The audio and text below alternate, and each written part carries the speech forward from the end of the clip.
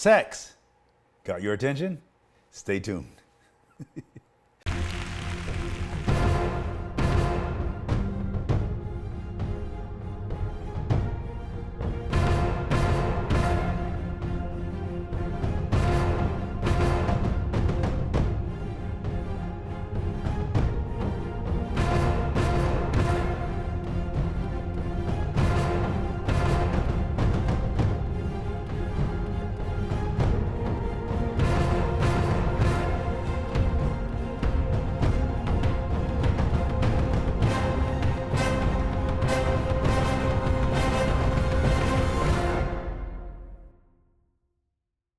Hello, I'm Carlton Pearson. Welcome to Streaming Consciousness or Expanded Consciousness, where we always challenge the mind, get you to rethink, or actually the word repent in Greek is metanoia, means to change your thinking. It doesn't mean to say, I'm sorry. I'm not asking you to say I'm sorry about anything, but to just rethink what you believe, why you believe it, and how those beliefs add to or subtract to the quality of life. First of all, what you believe in general, then what you believe about you, then what you and why you believe that about you. And how do those beliefs about you add to or subtract to the quality of your life? What do you believe about the Bible, about your religion, about your faith, about your doctrines or dogmas, or even your disciplines?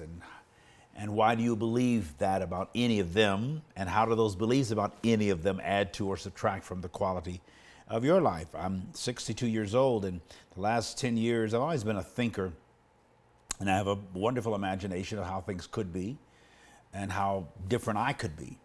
And so I like asking questions. I continue to unfold, to evolve, to expand and extend myself and my soul to other reaches and rhythms of consciousness and regions of consciousness. And I really like my life as it is at this particular stage and age, only because I'm not stagnating and I'm not stagnated.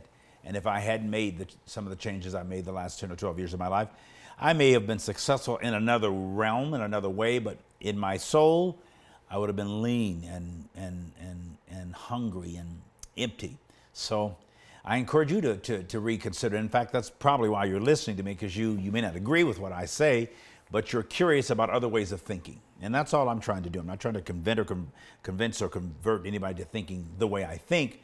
But I do want to convince you or persuade you to just think a little differently about the things you think about.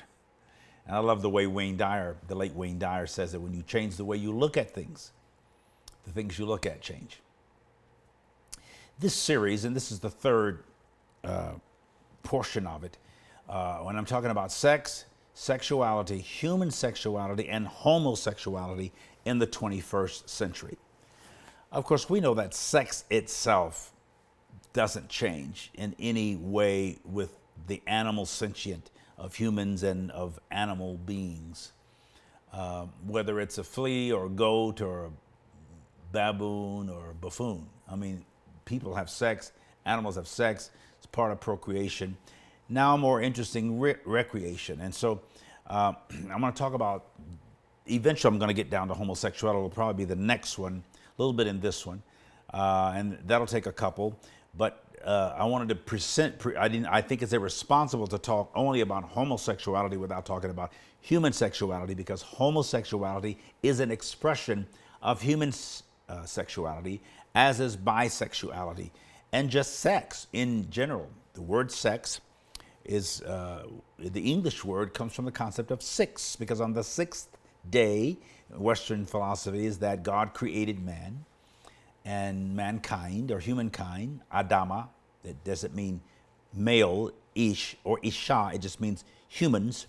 God created man on the sixth day, so that's considered in biblical numerology the number of the flesh, or the number of flesh, the number of man, the number of sin, the number of sex. Why sex has to be associated with sin?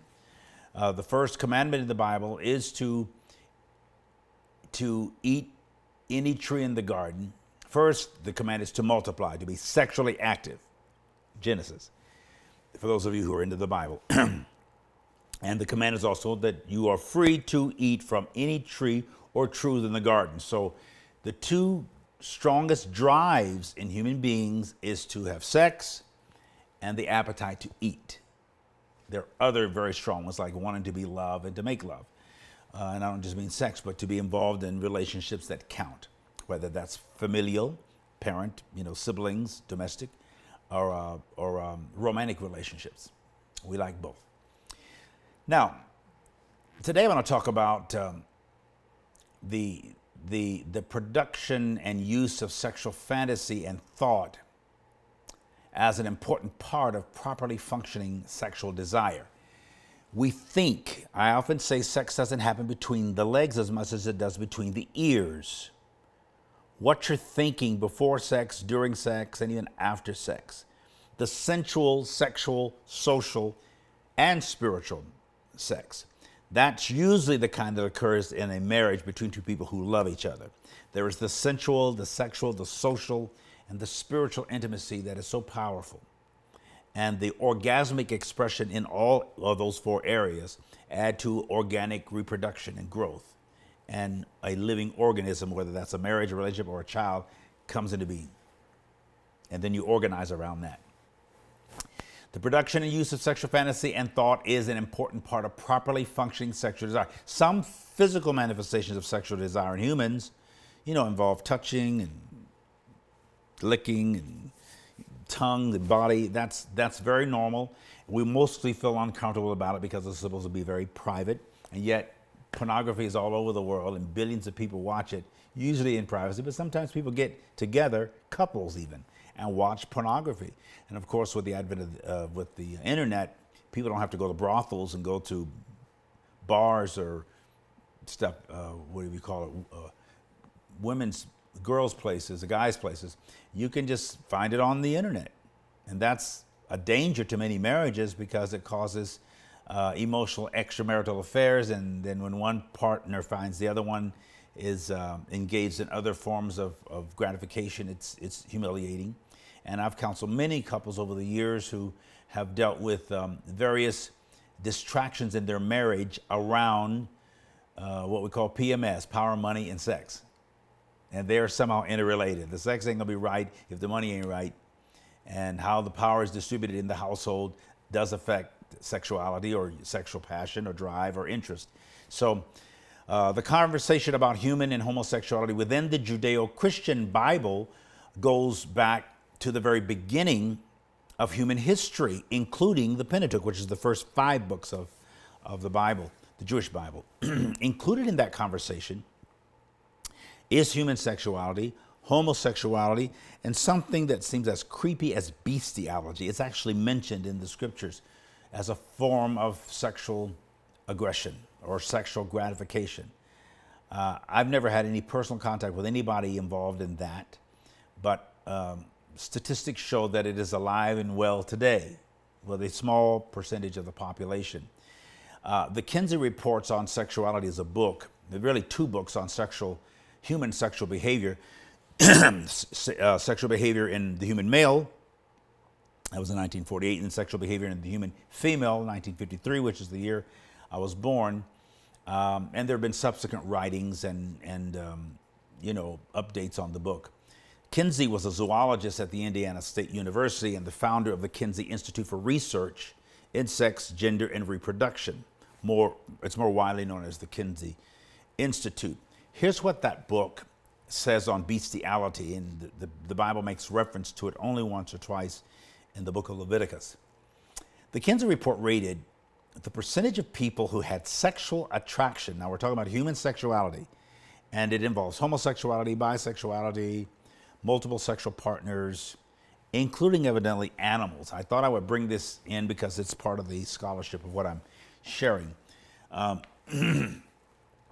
The report says it can be reliable if you want it to be. The report says that the people who had sexual interaction with animals at some point in their lives, as 8% for men.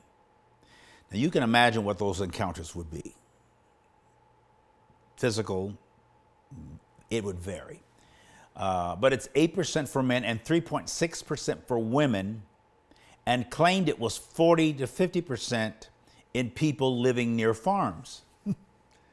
But Some later writers dispute those figures because the study lacked a random sample in that it included a disproportionate number of prisoners, causing sample bias. But Martin Duberman has written that it is difficult to get a random sample in sexual research, and that even when Paul Gebhard, Kinsey's research successor, removed prison samples from the figures, he found the figures were not significantly changed. In other words, still it was about 8% of men in those days, whenever this was several decades ago. There are a lot of ways, and I referred to earlier that the ancient scriptures, when this is brought up, and the Jewish scriptures are the only ones that bring it up of any of the sacred writings of other religious disciplines that we know of. There's little or no reference to bestiality and very little to homosexuality, because it wasn't thought of openly in those days. Evidently, in the Jewish culture, bestiality was common enough to mention. But it's explained like this. And this also happened in ancient times with rulers, people like, who's the great guy? Alexander the Great, who go on these long campaigns for months and months and months and sometimes years, conquering lands, fighting peoples, often away from women, and prostitutes weren't always available. Sometimes shepherds who were away out in the fields, away from the urban areas, out in the woods, moving about with large flocks or even smaller flocks, occasionally would have intercourse with a lamb, or because the reproductive area of a lamb or sheep was similar to the human female, and they would have sex. That's talked about in the Arab countries a lot, even Muslim countries, because people are sexual. They have to have outlets for it. And so this is why it's mentioned in the scriptures. And the Jews were surrounded by people groups who didn't believe in their God. They have various forms of expression of their sexuality and of their spirituality. The religion sometimes involved animals. They worshiped animals. They revered animals and animal parts and animal blood and sacrifices. It's just a lot of weird things that can happen. And there's one that's called zoophilia. People who are very fond of zoology or animals, they love their pets. Now, you see a lot of that today. People are as in love, or sometimes more in love with their pet than they are with their parent or their partner or their kids. There's a devotion. The animal sleeps in the bed every night. And there's not always sexual action, but sometimes there's passion or touching, or there's something arousing or erotic about the relationship with the animal. And you can do all the research on that you want. I thought it was important to bring that in. So we're talking about human sexuality, and it's a very abstract reality that people get turned on by. Some people never have sexual contact, just porn. And sometimes not on television or a movie or anything or a video. They just look at magazines, or there's literary porn. There are magazines that have no pictures. They just talk sex. It's sexual. Or what is it? Sex calls, or something that they do with the phone. And or what is it? Sex text or texting or sexting. Sexting is the term, I think it is, where people use their cell phone. A lot of the teenagers do that. They get a big turn on. Now, it isn't just sexuality. It's ego, the testosterone, the estrogen, the adrenaline. All that is part of it. I often say, as you heard me say at the beginning of the program, sex doesn't just happen between the legs, but between the ears. How you fantasize, what you think about, what you imagine, even in the actual sex itself. I want to talk about sexual orientation for a second, because then that's part of the homosexual part that we'll get to in a little bit. Parts of the Kinsey report regarding the diversity in sexual orientations are frequently used to support the common estimate of 10% for homosexuality in the general population. I've heard that for years. I think the number will be considerably higher now because of the freedom, the free sex that started in the 60s, and now the kids are experimenting. So-called straight kids, especially if they get high or drunk and they are a little bit careless, a little free. Gin makes you sin, they say. kids are, younger people are experimenting more than my generation ever would have, I think. It's fairly common for the girls to lay with girls and be with girls and hang with girls and eventually and sleep with girls, and guys do that as well. Girls have gotten by with it for longer periods of time without anybody suspicioning it, especially when I was younger. But you hear of it a lot now because it's on television with people like Ellen DeGeneres and Oprah embracing it, and now the president and the Supreme Court allowing same-sex marriage. It's becoming less and less uncommon and more common, culturally acceptable, or at least tolerated, if not celebrated, in our culture. And by the time my kids are my age, it'll be not only tolerated but celebrated or just relegated. It's not going to be that critical. But part of the Kinsey report does still hold to the estimate of 10% of the general population being homosexual. However, the findings are not as absolute, and Kinsey himself avoided and disapproved of using terms like homosexuality or heterosexuality to describe individuals, asserting that sexuality is prone to change over time. And of course it has, and it does, and it will. And that sexual behavior can be understood both as physical contact as well as purely psychological phenomenon. That is desire, sexual attraction, fantasy. Instead of three categories, heterosexual, bisexual, and homosexual, a 7-point Kinsey scale system was used. So the idea that sexuality is a creative and intriguing, powerful, dynamic, perversive, and sometimes perverted reality in our lives is not necessarily good or bad. It just is. We are sexual beings, and we must learn how to become more comfortable and maybe less cautious about sexuality, as it is a common, natural, and sometimes nurtured form of humanology or humanity, the logic of being human. The Kinsey report also state that nearly 46% of the male subjects that were surveyed had reacted sexually to persons of both sexes in the course of their adult lives, and 37% had at least one homosexual experience. That's of the men. Let me read you that statistic again. The report states also that nearly 46% of the male subjects, that are those tested or surveyed, had reacted sexually to persons of both sexes in the course of their adult lives.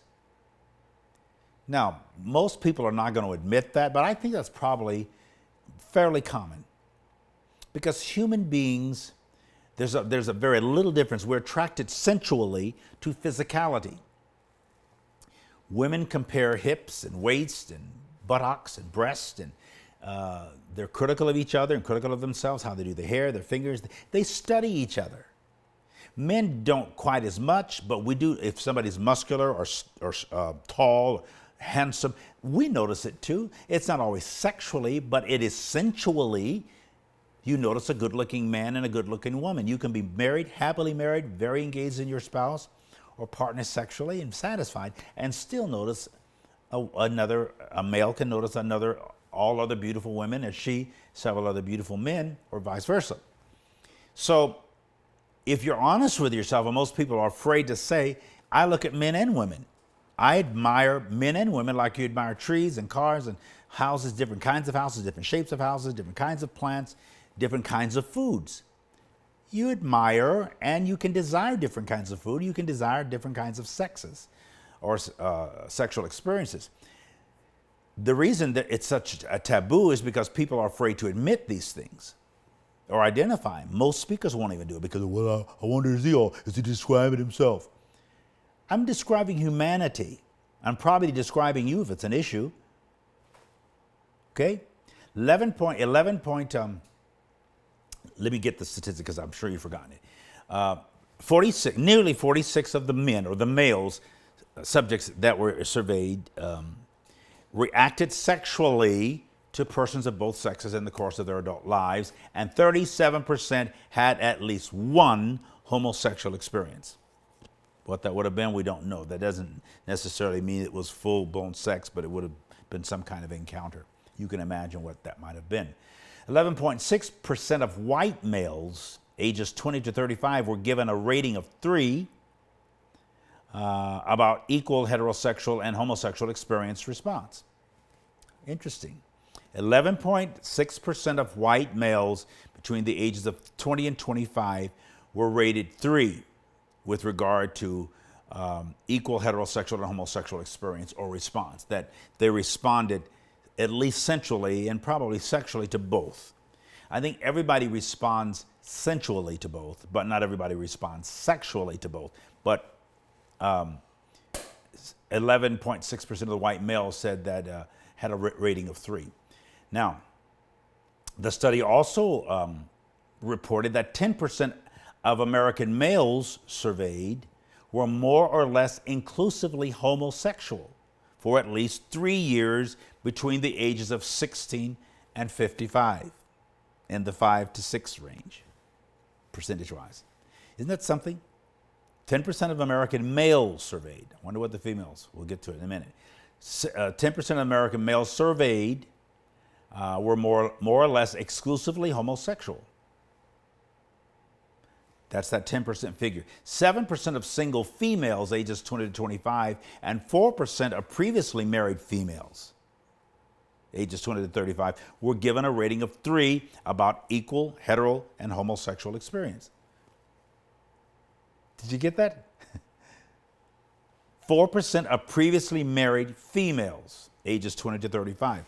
Again, that's a hint that a lot of people are happily or haphazardly, are perfectly married, but have the propensity or the proclivity to be bi. Like for instance, 2 women who were divorced. I've known of these stories. Sometimes badly divorced, badly abused physically, emotionally, verbally in the marriage.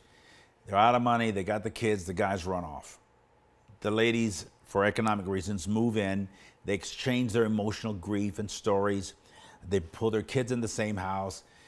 The kids sleep in the beds with however many beds are there. The ladies sleep in the same bedroom, in the same bed. They start sharing money and they get close emotionally. They get close philosophically. They hang out. They protect one another. They share. They start sleeping. Eventually, that can and does often evolve into a physical relationship, a sexual, first a sensual, then a sexual relationship. But emotion is involved in that, adrenaline, pain, connectedness, covenant, and they are happier together as 2 women with children, formerly married women with children, than men. Now, that doesn't happen very often with men, or at least not the same circumstances. But women, this can happen, and it's happening all over the country quite a bit. I've met grandmothers who raise their grandchildren too, and their 2 grandmothers, or even some great, hanging out together. Sometimes the female relationships tend to be less sexual and more emotional, but they touch, they like to touch and, fondle, and they need affection and they need attention. And a lot of men just want sex, no affection, they don't need to fondle and cuddle and stuff like that. But a lot of men do. A lot of men are in touch with their feminine side, and they actually want to be cuddled and fondled, and they want to. They don't just want sex. They want to be held and touched and be together and talk, and just like females do. But these are interesting statistics here about human sexuality. It's a little bit more generic than I think we give it credit for. And these statistics.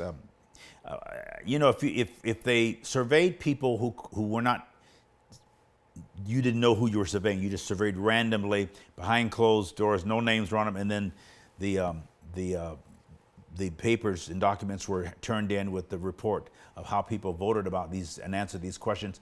The numbers could be higher because people are not going to allude to part of their fantasies. Some people have never been, will never be involved with a same-sex relationship, but they have fantasized about it. They're married, happily married with children, but they thought about an animal. I've talked more about bestiality and told you that there are statistics about people who actually or they get turned on watching animals have sex, or watching straight people watching gay people have sex. They get turned on, just like they do watching straight people have sex. So that's again very, very interesting. This Kingsley heterosexual homosexual rating scale for let's see, females, 2 to 6% of females aged 20 to 25 were more or less exclusively homosexual. I said 2 to 6% of females aged 20 to 35 were more or less exclusively homosexual in experience response. And 1 to 3% of unmarried females aged 20 to 35 were exclusively homosexual in experience or response to same sex. Interesting. Now, I think again those numbers are probably low in these modern, more free-spirited, exploratory, experimental, interesting, curious times, because times are changing with race relationships, with gender relationships, with the role of male and female in the society and the culture, with television stations and internet, and you got like 1,000 stations on some of these I keep pointing that direction because my television's over there.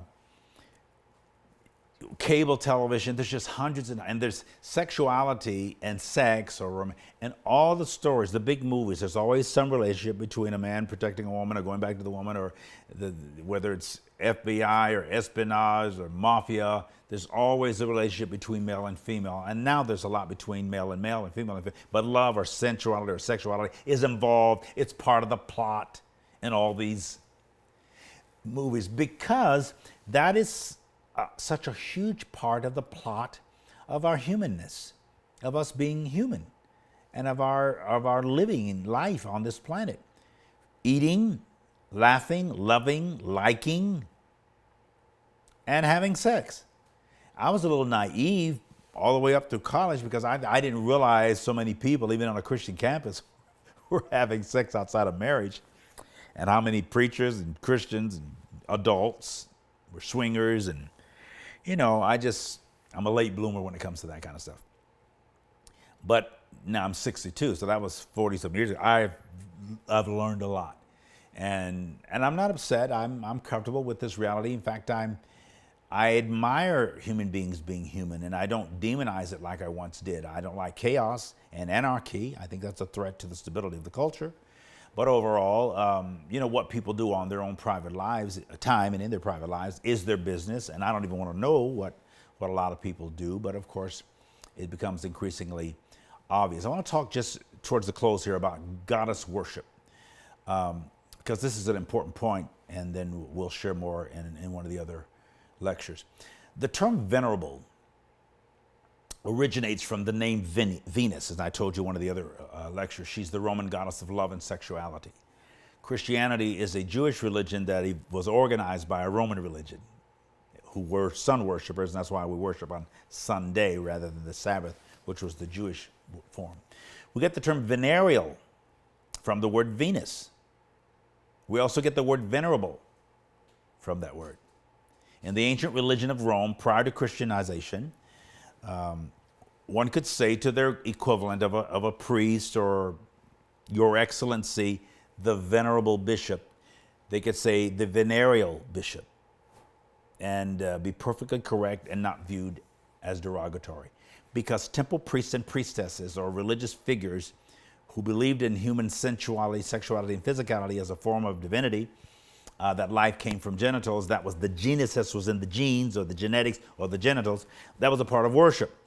Paul's denunciation of it in the first chapter of Romans is based around the idolatry of the Roman culture, its influence on the Jewish / Christian culture.